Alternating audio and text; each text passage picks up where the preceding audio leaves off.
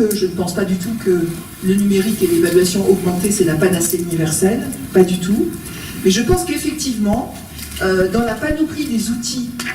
qui sont mis à disposition des enseignants, cela peut rendre le numérique plus intelligent que ce que l'on en fait quelquefois, c'est-à-dire au service d'une véritable pédagogie pensée, imaginée, pour tous les élèves, mais aussi pour chacun des élèves. Je pense qu'il y a une vraie dimension de communication, y compris avec les élèves, c'est-à-dire de dimension de « je fais attention spécifiquement à toi, je te prends en compte tel que tu es, et je te propose un chemin, un parcours d'amélioration continue,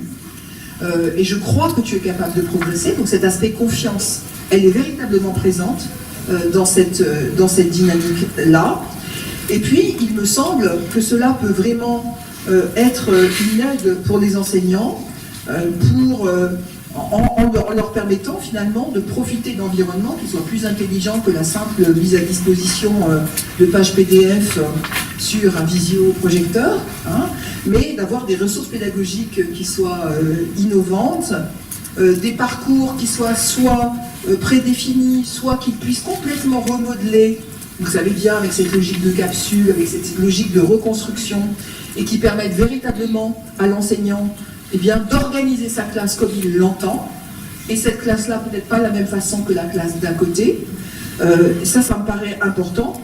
Je reste aussi persuadée, hein, c'est quelque chose que j'ai souvent dit aux enseignants, c'est toujours pareil, quand on parle, on n'est pas toujours forcément compris, mais que cela peut libérer du temps précieux pour les enseignants sur des tâches qui, à mon avis, sont quelquefois, comment dirais-je, assez chronophages, dont je ne suis pas persuadée qu'elles soient extrêmement productives. Je pense en particulier à celui de la conception ex nihilo de devoirs, d'exercices ou de correction. Moi, je sais pas, c'est une des choses qui m'a le plus désespérée, je pense, dans ma vie d'enseignant. Les heures passées à corriger des copies, auxquelles on croit, parce qu'on le fait, on se dit, je vais faire vraiment une correction personnalisée pour expliquer à l'élève, etc. Et de voir à quelle manière l'élève regarde juste sa note, regarde s'il est avant ou derrière son petit copain là, met ça gentiment dans son cartable, n'écoute absolument pas la correction, et tout ça est fini.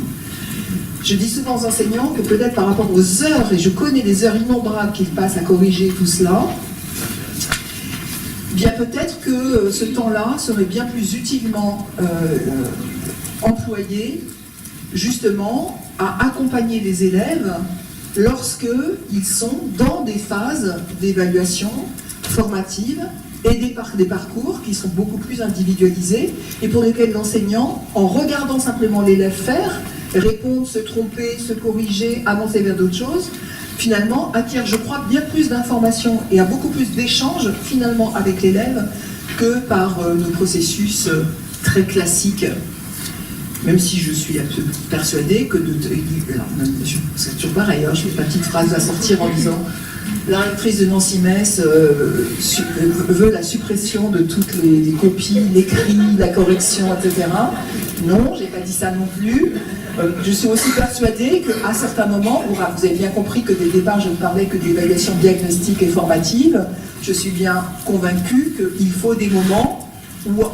on est seul face à sa copie et on fait l'effort d'écrire,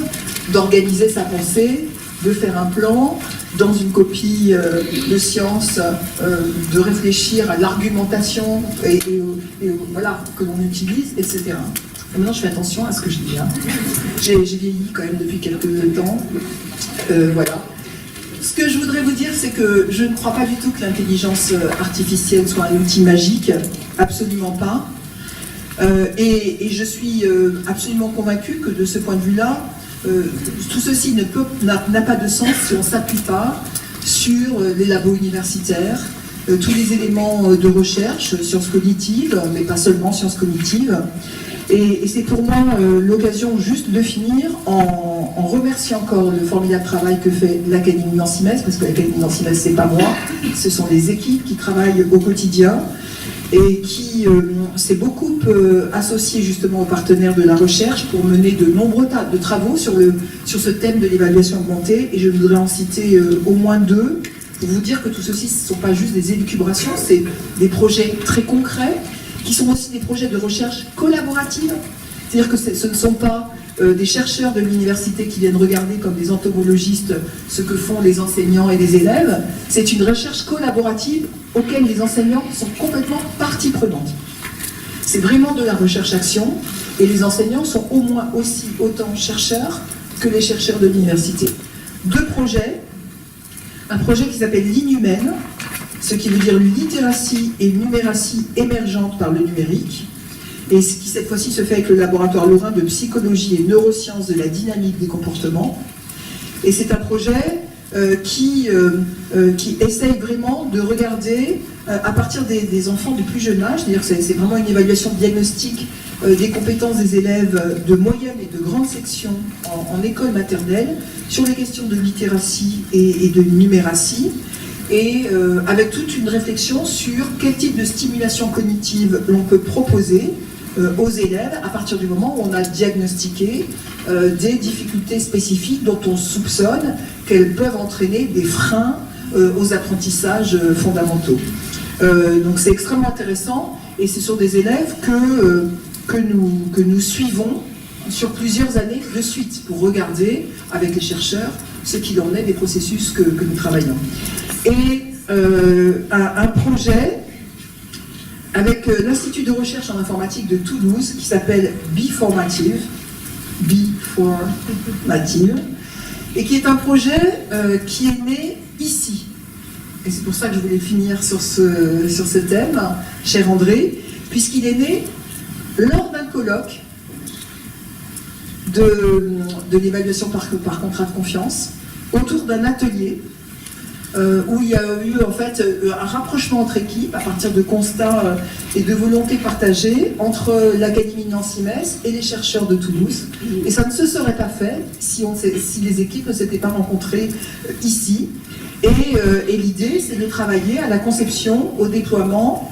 et à l'évaluation, évidemment, d'un environnement numérique qui, justement, doit favoriser la conception d'évaluation formative. Et donc, nous sommes vraiment très concrètement en train de travailler sur ce projet. Et l'idée, c'est comment faire en sorte que les évaluations que l'on peut penser autour du numérique soient sur une dimension d'engagement. C'est-à-dire, comment est-ce qu'on peut mesurer si ce type d'évaluation permet de favoriser l'engagement des apprenants dans les apprentissages? Est-il plus fort que par des activités qui ne sont pas soutenues par le numérique et qui ne sont pas aussi individualisées? Et aussi de mesurer, et ça clôturera pour vous dire que l'intelligence artificielle, c'est d'abord et surtout de l'humain, de mesurer si cela favorise ou non les interactions entre les élèves et entre les élèves et leurs professeurs. Donc oui, faisons en sorte que ces évaluations soient de plus en plus humaines, de plus en plus au service des élèves et finalement des outils qui permettent aux enseignants, je crois, de remplir encore plus la mission qui est fondamentalement au cœur de leur activité, être au service de chaque élève pour le faire progresser et pour montrer la très grande beauté de la mission que nous avons, qui est celle de les conduire vers l'autonomie intellectuelle et humaine. Voilà, merci à tous et à toutes.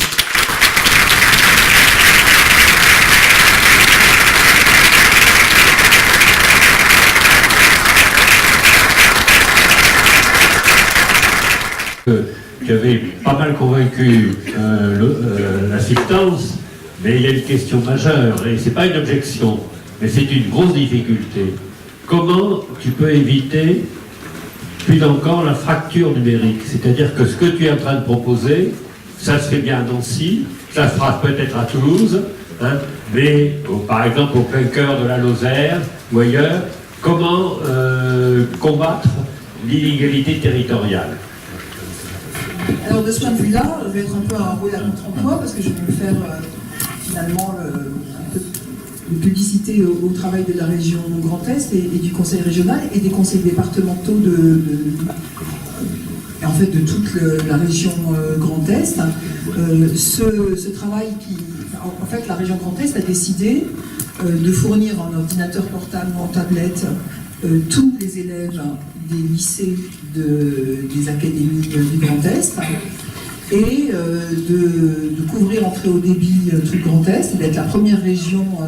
couverte de ce point de vue-là de France, et de faire en sorte qu'il y ait le Wi-Fi dans tous les lycées, des environnements numériques de travail,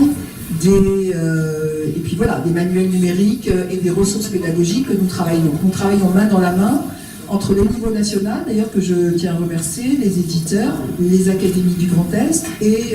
les conseils régionaux et les conseils départementaux. Donc les élèves ont à disposition un ordinateur qu'ils ramènent chez eux. Il faut qu'on est sur du BIOD un peu particulier, puisqu'en fait ils sont aidés pour